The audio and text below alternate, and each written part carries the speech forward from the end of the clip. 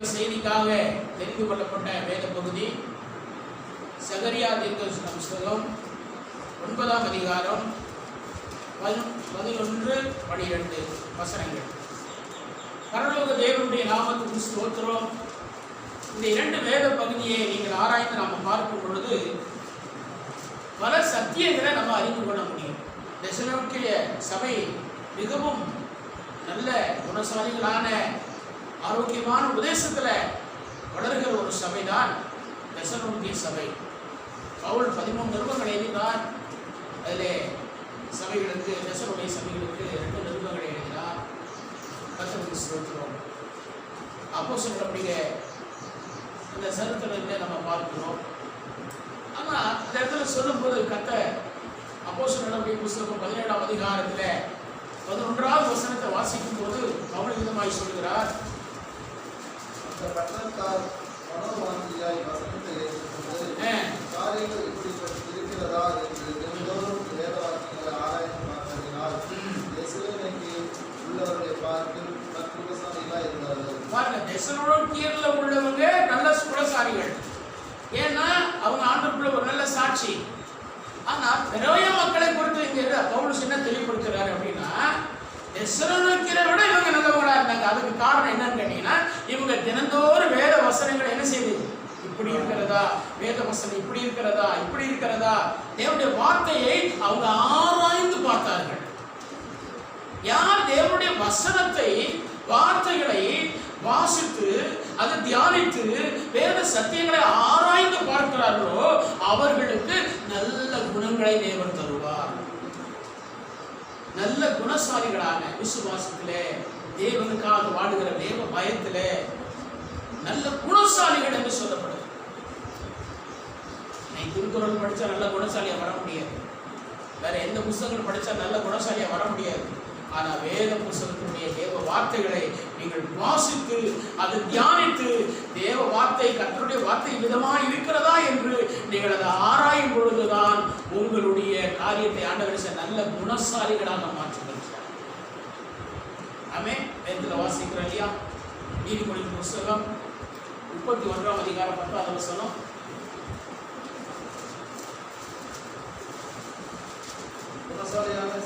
குணசாலியான ஸ்திரியை கண்டுபிடிப்பவன் நீங்க எங்க கண்டுபிடிக்க வேண்டாம். அது ஸ்திரியா இருக்கட்டும் அல்லது ஆண்களா இருக்கட்டும், தேவனிடத்திலே ஆணென்றும் பெண்ணென்றும் இல்லை. அறிவுக்கு, குணத்துக்கு, செயலுக்கு தேவனிடத்திலே ஆணென்றும் பெண்ணென்றும் இல்லை.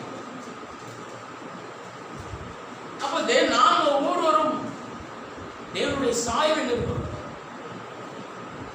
நாம் ஒவ்வொருவரும் தேவனுடைய வார்த்தையை விதமாய் இருக்கிறதா என்று பெராய மக்களைப் போல நாம் ஸ்தோத்திரம் ஆராய்வோமானால் நாம் நல்ல குணசாலிகளாக நாம் வளர முடியும்.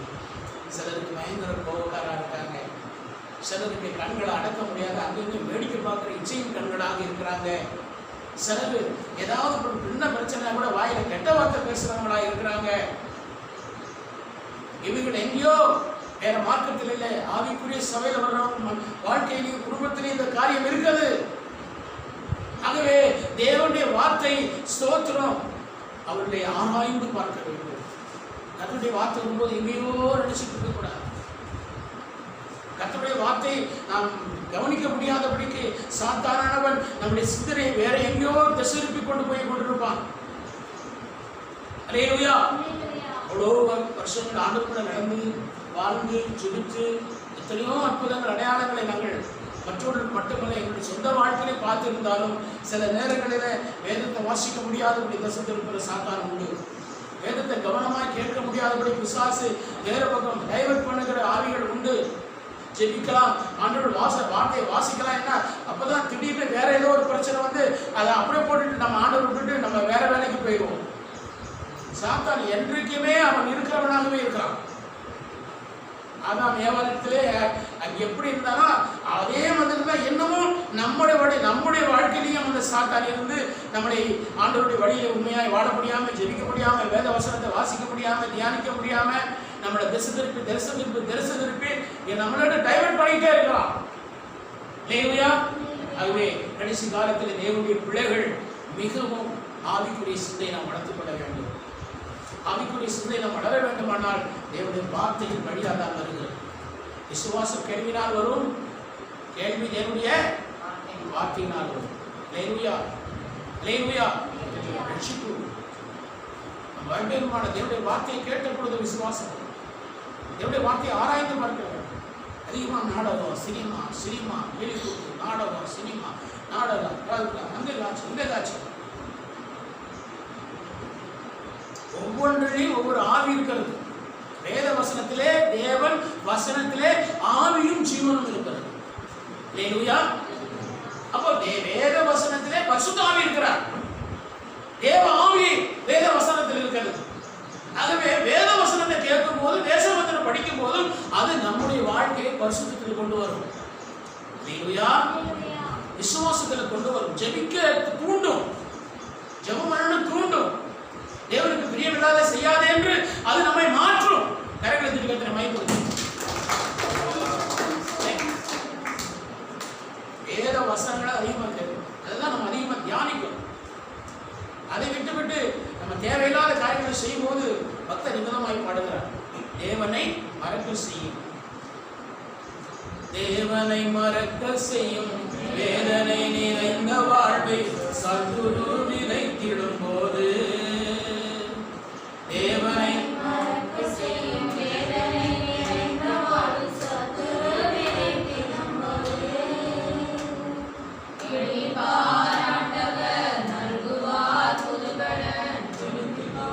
ஆண்டவர் நடுங்குவார் புதுபலன் அடுத்திடும் சத்துருக்கள் அடுத்துவாடுவார்.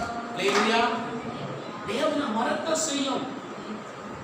நான் பார்க்கிற காட்சியா, நம்ம கேட்கிற சத்திய நாடகமா, நம்ம எதுவா இருக்கட்டும், அது தேவனை மறக்க செய்யும், ஜெபிக்க விடாது. தேவனை மறக்க செய்யக்கூடிய காரியங்கள் தான் அநேக காரியம் இருக்கிறது. ஆண்டவர் சொன்னார், நான் உங்களை உலகத்திலிருந்து தெரிந்து கொண்டேன் என்று சொன்னார். I chosen from the world. நான் உங்களை உலகத்திலிருந்து தெரிந்து கொண்டேன். நான் உலகத்தான் அல்லாதது போல நீங்களும் உலகத்தார்கள் அல்ல. தேவனுடைய பிள்ளைகளுடைய ஒரு இருதயம் தேவனை குறித்திருக்கிறது. ஒவ்வொரு நாளும் பரலோக தேவனை குறித்து இருதயம் இருக்க வேண்டும். வேத பகுதியை நாம் வாசிக்கும் போது, இந்த 2 காரியத்தை நாம் வாசிக்கும் போது, முதல் பகுதி என்ன சொல்றது அப்படின்னா, உனக்கு நான் சொன்னது என்னவென்றால், தண்ணீர் இல்லாத குழியிலே அடைக்கப்பட்டிருக்கிற உன்னுடையவர்களை நான் என் உடன்படிக்கையின் இரத்தத்தினாலே விடுதலை பண்ணுவேன். இந்த அதிகாரத்திலே அதிகமாக பார்க்கும் பொழுது, போன வாரத்தில் நம்ம இதே சகரியா தேவதரிசன புஸ்தகம் 8ஆம் அதிகாரத்திலிருந்து சத்தியத்தை கேட்டோம். நான் எத்தனை பேர் அதெல்லாம் மனப்பாடமாக வச்சிருப்பீங்க, எத்தனை பேர் அந்த சத்தியத்தெல்லாம் கொஞ்சம் உங்களுக்கு புரிஞ்ச மாதிரி இருக்குது அப்படின்னு எனக்கு தெரியல. ஆனால் இப்பொழுது 9ஆம் அதிகாரத்திலிருந்து பேசணும். நேற்று வாரம் 8ஆம் அதிகாரத்திலிருந்து பேசணும். இன்னைக்கு 9ஆம் அதிகாரத்தில் கரிகரான சத்தியம் என்னவென்றால், இயேசு கிறிஸ்துனுடைய வருகையும், இயேசு கிறிஸ்துனுடைய இந்த உலகத்திலே அவர் தரப்போகிற ரட்சிப்பையும், அவர் செய்ய போகிறதான கிரயத்தையும், அல்லேலூயா, முழுக்க முழுக்க இந்த வேத பகுதி இயேசு கிறிஸ்துடைய முதலாம் வருகை பற்றியும், அவர் இந்த பூமியில செயல்பட போகிற காரியத்தை பற்றி சொல்லப்படுது. போன வாரத்தில் 8ஆம் அதிகாரத்தில் ஜனங்க சிறப்பட்டு போனவங்க ஆண்டவர் அவங்கள எந்த இடத்துல இருந்தாலும் திருப்பி அவங்க கூட்டிகிட்டு சுயதேசத்தில் அவங்கள ஆசீர்வதிச்சு வாழ வைப்பார். எவ்வளோ கொஞ்சாதி நல்ல கஷ்டப்பட்டாங்களோ அவங்க கஷ்டம் நீங்க ஆசீர்வாதமாக இருப்பாருன்னு சொல்லி 8ஆம் அதிகாரத்தில் வாசித்தோம். இந்த 9ஆம் அதிகாரம் முழுவதுமாக என்ன பகுதி அப்படின்னு சொன்னால், இயேசு கிறிஸ்துவின் முதலாம் வருகையை பற்றி சொல்லப்படும். ஜீசஸ் ஃபர்ஸ்ட் கமிங், முதலாவது வருகை பற்றி சொல்லப்படும். நீங்கள் எடுத்து வாசிங்க. 8வது வசனத்தை நீங்க வாசிக்கலாம். 9ஆம் அதிகாரம் 8வது வசனம். திரும்பி வரும்போதோ என் ஆலயம் காக்கப்படும்படி அதை சுற்றிலும் பாளையம் போடுவேன். நீ ஒடுக்குகிறவன் அவர்களிடத்தில் கடந்து வருவதில்லை. அதை என் கண்களினாலே பார்த்து கொண்டிருக்கிறேன். சீயோன் குமாரத்தியே, மிகவும் களிப்புறு,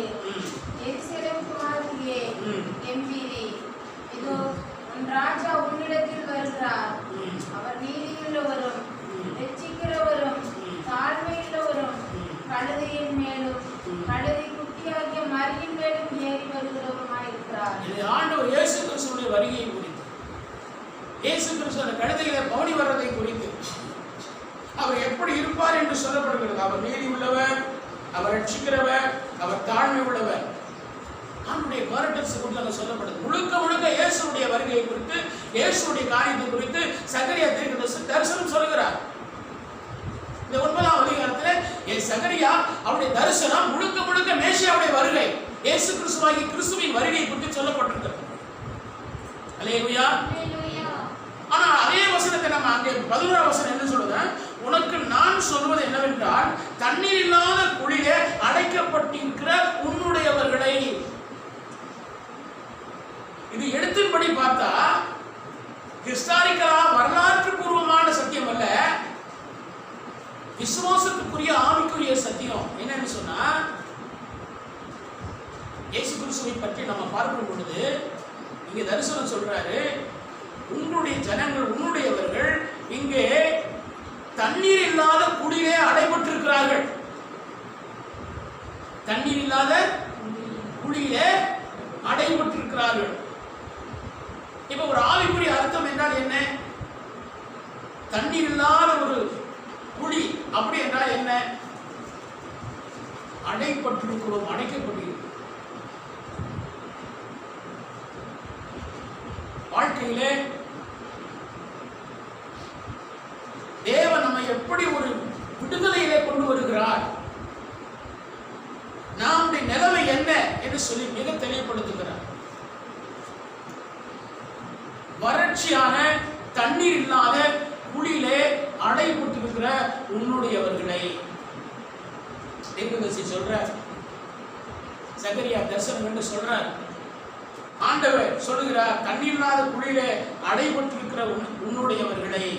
இன்றைக்கு எத்தனை பேர் ஆவிக்குரிய சிந்தனை கவனிங்க அடைபட்டிருக்கிறோம்? ஒரு பெண்ணு விதமாக சாட்சி சொன்னாங்க, நான் மதுபானத்துக்கு அடிமைப்பட்டிருந்தேன்,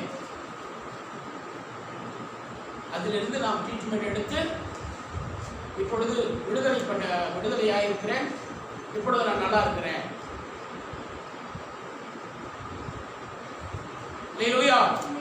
அடிக்டிவ் அப்படி என்றால் ஒரு அடிமைப்பட்ட ஒரு வாழ்க்கை, மதுபானத்துக்கு அடிமைப்பட்ட ஒரு வாழ்க்கை, பாவத்துக்கு அடிமைப்பட்ட ஒரு வாழ்க்கை. வேதம் சொல்கிறது 2 பேதுரு 2ஆம் அதிகாரம் 19ஆம் வசனம். 2 பேதுரு 2ஆம் அதிகாரம் 19ஆம் வசனம். நாங்களே கேட்டுக்கு அடிமைகளாய் இருக்கிறோம், அவர்களுக்கு சுயாதீனத்தை வாக்குத்தத்தம் பண்ணுகிறார்கள். எதினால் ஒருவன் ஜெயிக்கப்பட்டிருக்கிறானோ அதற்கு அவன் அடிமைப்பட்டிருக்கிறானே. ஆமென். எதினால் ஒருவன் ஜெயிக்கப்பட்டிருக்கிறானோ அதற்கு அவன் என்னவா இருக்கிறான்? அதான் பவுல் அழகா சொல்றாரு, நான் ஒன்றுக்கும் அடிமைப்படேன், நான் ஒன்றுக்கும் அடிமைப்படேன். சாப்பிடுற ஆகாரமா இருந்தாலும் சரி, ஒரு குடிக்கிற பானமா இருந்தாலும் சரி, ஒரு உடுத்துற உடையா இருந்தாலும் சரி, நாம் செய்கிற எந்த ஒரு செயலா இருந்தாலும் சரி, என்னாலே அனுபவிக்க முடியும், என்னாலே செய்ய முடியும். எந்த நிலைகள் இருந்தாலும் என் ஆண்டவருக்காக, சத்தியத்துக்காக, அவருடைய ஊழியத்துக்காக, அவருடைய பரலோகத்துக்கு நான் போக வேண்டும் என்பதற்காக நான் இந்த பூமிக்குரிய எந்த விதமான ஆண்டவருக்கு பிரியமில்லாத காரியத்தில் நான் என்ன செய்ய மாட்டேன்? அடிமையாக வாழ மாட்டேன். அடிமைப்பட ஒருவன் எதனாலே ஜெயிக்கப்பட்டிருக்கிறானோ அவன் அதற்கு அடிமையாக இருக்கிறான். அப்போ உங்களை என்னென்னலாம் ஜெயிக்கிறோ அப்ப நீங்க பேரை எழுதி சொல்லலாம், நான் இதுக்கு அடிமை, நான் இதுக்கு அடிமை, நான் இதுக்கு அடிமை, நான் அடிமைப்பட்டிருக்கேன். ஏன்னா அதுதான் என்ன மேற்கொள்ளுது. எதெல்லாம் உங்களை மேற்கொள்ளுதோ அதுக்கெல்லாம் நம்ம அடிமைன்னா அப்படி பேப்பர் எழுதும், இதுக்கு நான் அடிமை, இதுக்கு அடிமை. அல்லேலூயா. அதுதான் தேவன் இந்த பூமியிலே அவர் வந்தது. முதலாவது நம்மை அடிமைத்தனத்திலிருந்து, இன்னைக்கு எகிப்திய அடிமை அல்ல, பாபிலோனிய அடிமை அல்ல, கர்த்தருக்கு ஸ்தோத்திரம், அல்லேலூயா, பாவத்தின் அடிமைத்தனத்திலிருந்து மீட்பதற்காக இயேசு பூமிக்கு வந்தார். அல்லேலூயா. நீங்க எத்தனை ஆயிரங்கள், எத்தனை லட்ச மக்கள், எத்தனை மனிதர்கள் பாவம் இல்லாத வாழ்க்கை வாழுகிறார்கள். பாவத்தை குறித்தும் இன்னைக்கு கடிந்து கொண்டு சொல்லுகிறார்கள். பாவத்தினுடைய விளைவுகளை சொல்றாங்க. அனுபவம். பரிசுத்த தேவன் அவங்களுக்குள்ள வாழ்வில வரும்பொழுது, பரிசுத்த ஆவியானவராகிய அந்த அபிஷேகம் அவங்களுக்குள்ள வரும்பொழுது, அவங்க பாவம் என்றால் என்ன, பரிசுத்தம் என்றால் என்ன என்ற ஒரு உணர்வை அவர்கள் மனப்பூர்வமாக அதை அவர்கள் புரிந்து கொள்கிறார். நான் நேற்று சொன்னேன், வெள்ளிக்கிழமையில என்ன சொன்னேன், பவுல் என்ன சொல்றாரு, எனக்குள் பாவம் வாசமா இருக்கிறதுனா, ஏன்னா நான் கர்த்தருக்கு பிரியம் என்னன்னு எனக்கு தெரியும். அப்படி நான் அவருக்கு பிரியம் என்னதுன்னு தெரிந்தும் அவருக்கு பிரியமில்லாத செய்கிறபடினாலே நான் அல்ல, எனக்குள் வாசமாயிருக்கிற பாவமே அப்படி செய்கிறது என்று சொல்றேன். அப்படினால் நமக்குள்ள ஆண்டவர் மட்டும்தான் இருக்கிற நினைச்சுக்காதீங்க. உங்களுக்குள்ளே ஜாத்தா இருக்கிறான், உங்களுக்குள்ளே பாவம் இருக்குது. ஆனா ஆண்டவருடைய சித்தத்தை நீங்க செய்ய செய்ய சாத்தான் உங்க வாழ்க்கையிலிருந்து தோற்றுக்கொண்டே இருக்கிறான், விலகிக்கொண்டே இருக்கிறான். அல்லேலூயா. நீங்கள் தேவனுக்கு பிரியமில்லாத செய்யும் பொழுது சாத்தான் உங்களுக்குள்ளே வந்து கொண்டே இருக்கிறான், நெருங்கிக் கொண்டே இருக்கிறான், உங்களை ஆளுகை செய்து கொண்டிருக்கிறான். முதலாவது நம்முடைய பாவ வாழ்க்கையிலிருந்து ஒரு விடுதலை. உனக்கு நான் செய்வது என்னவென்றால், தண்ணீர் இல்லாத குழியிலே அடைபட்டிருக்கிற உன்னுடையவர்களை நான் என் உடன்படிக்கையின் இரத்தத்தினாலே விடுதலை பண்ணுவேன். இயேசு முழுக்க வசனம் உள்ள அதிகாரமே இயேசு கொடுத்தோன்னு சொல்லுவேன். என்னுடைய உடன்படிக்கை இரத்தத்தினால என்ன செய்வேன், விடுதலை பண்ணுவேன். அப்போ உடன்படிக்கை ரத்தம் என்ன, இயேசு கிறிஸ்து சிலுவையில செய்ய போற ரத்தம் தான் உடன்படிக்கையின் ரத்தம். அல்லேலூயா. அதுதான் நீங்க அடிக்கடி நீங்க இயேசு ரத்தத்தை நீங்க அறிக்கையிடணும். இயேசு ரத்தம். ஆமென். நன்றாக கவனிங்க. ஒருவன் எதினால ஜெயிக்கப்பட்டிருக்கிறானோ அவன் அவனுக்கு அடிமை. அவளை போல நான் ஒன்றுக்கும் அடிமைப்படன்னு சொல்லணும். எவ்வளவாய் நம்ம கெட்ட பேச்சிலிருந்து விடுதலை ஆகணும், பார்வையிலிருந்து விடுதலை ஆகணும், எண்ணங்களிலிருந்து விடுதலை ஆகணும். வேதம் சொல்கிறது, ரட்சிக்கப்படாத புறஜாதியான மக்கள் நடுவிலே நீங்கள் எவ்வளவாய் நடக்க வேண்டும் என்று சொல்லி, நீங்கள் அவர்களைப் போல நடக்காதீர்கள் என்று சொல்லப்பட்டிருக்கிறது. அல்லேலூயா. தேவனுடையவர்கள் என்றைக்கும் கிறிஸ்துவை மகிமைப்படுத்துகிறவர்களாக இருக்க வேண்டும். உடன்படிக்கையின் ரத்தம். அல்லேலூயா. அப்ப இயேசு கிறிஸ்து அவர் உடன்படிக்கை ரத்தமாகிய சிலுவையிலே அவர் ரத்தம் சிந்த போகிற அந்த ரத்தத்தினால மட்டும்தான் நாம் இந்த பாவத்தில் அடைபட்டிருக்கிற நமக்கு மீட்பு உண்டு என்பதை தேவன் இங்கே சொல்லுகிறார். அல்லேலூயா. கர்த்தருடைய பரிசுத்த நாமம் மையப்படட்டும். முதலாவது அங்க வாசிக்கிறோம், ரோமர் 8ஆம் அதிகாரம் 2வது வசனம். பாவம் மரணம் என்பவைகளின் பிரமாணத்திலிருந்து விடுதலையாகுது. பாவம் மரணம். அல்லேலூயா. ஆதாமியாவுக்கு என்ன வந்தது, பாவம் மரணம் வந்துச்சு. இப்ப நம்ம ஒவ்வொரு மேலும் என்ன இருக்குது, ரட்சிக்கப்படாதுன்னா ஆண்டவர் பிள்ளை அவருடைய பிள்ளையா இல்லைன்னு சொன்னா, ஞானஸ்தானம் எடுக்கலன்னு சொன்னா, திருவிருந்து எடுக்கலன்னு சொன்னா, ஆராதிக்காமல் இருந்தோம்னு சொன்னா, வேத வசனத்தை நம்பி விசுவாசித்து அவரை சார்ந்து நம்பி வாழாமல் இருந்தோம்னு சொன்னா, ஒவ்வொரு மேலும் பாவமும் மரணமும் இருக்கிறது. சரீர மரணம் அல்ல, மரணம் என்று சொல்லப்படுகிற தண்டனை, ஜட்ஜ்மெண்ட். மரணம் என்பது என்ன, பாவத்துக்கான தண்டனை. அப்ப ஒவ்வொரு மீதும் பாவமும் பாவத்துக்குரிய தண்டனையும் இருக்கிறது. அல்லேலூயா. ஆனா அப்படிப்பட்ட பாவமும் பாவத்துக்குரிய தண்டனையிலிருந்து இயேசு கிறிஸ்துவின் உடன்படிக்கையின் ரத்தம், கவனன்ட், உடன்படிக்கையின் ரத்தம். அல்லேலூயா. ஒரு புதிய உடன்படிக்கை, நியூ கவனன்ட், ஒரு புதிய உடன்படிக்கை.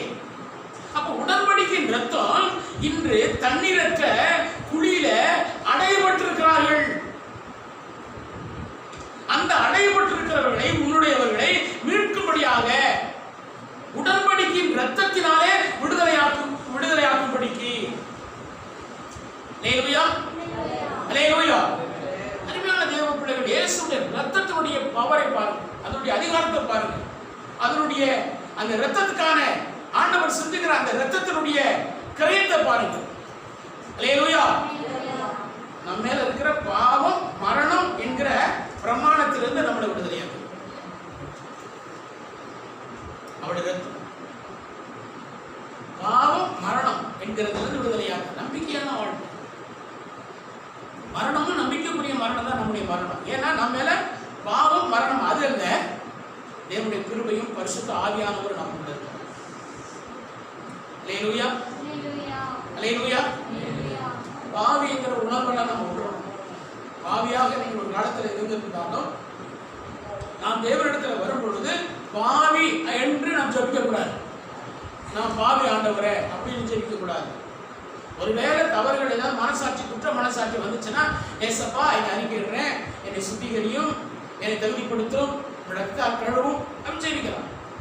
அன்னாடு நான் பாவி ஆண்டவரே இப்படிலாம் பிரே பண்ணிட்டு இருந்தீங்கன்னா நீங்க இன்னமும் வந்து பரலோகத்துக்குரியவங்க அல்ல, நித்திய ஜீவனுக்குரியவங்க அல்ல, தேவனுக்கு சொந்தமானவர்கள் அல்ல, ஜீவ புஸ்தகத்துல பேர் எழுதப்பட்டவங்க அல்ல.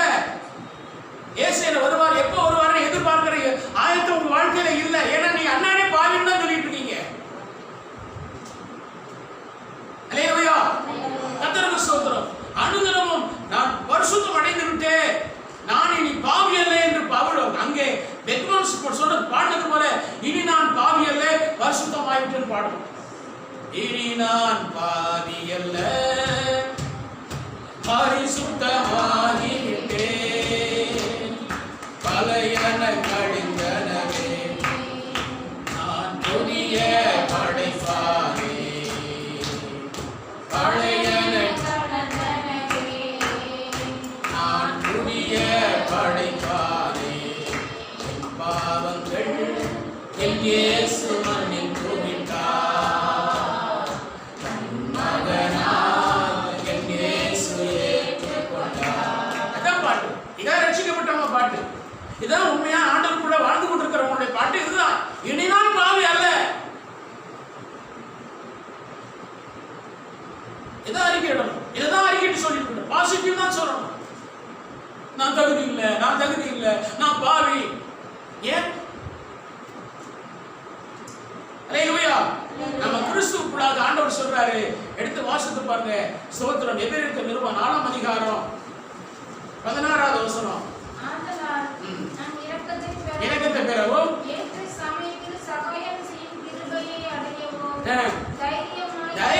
தைரியத்தை வர வச்சுங்க. கோடையா இன்னும் நான் தாழ்மையா இருக்கிறேன், இன்னும் பாவியா இருக்கிறேன், இன்னும் ஆண்டவரே நான் உங்களுடைய தகுதி இல்லை. ஏன்? பரிசுத்தம் ஆயிட்டேன். பாடுங்க. கர்த்தரின் பாவங்கள் எல்லாம் மன்னிச்சிட்டாரு. பாடுங்க. பிசாசே நான் இனி உனக்கு சொந்தம் இல்லை, நான் இயேசுவுக்கு சொந்தம். அல்லேலூயா, அல்லேலூயா. பாடுங்க.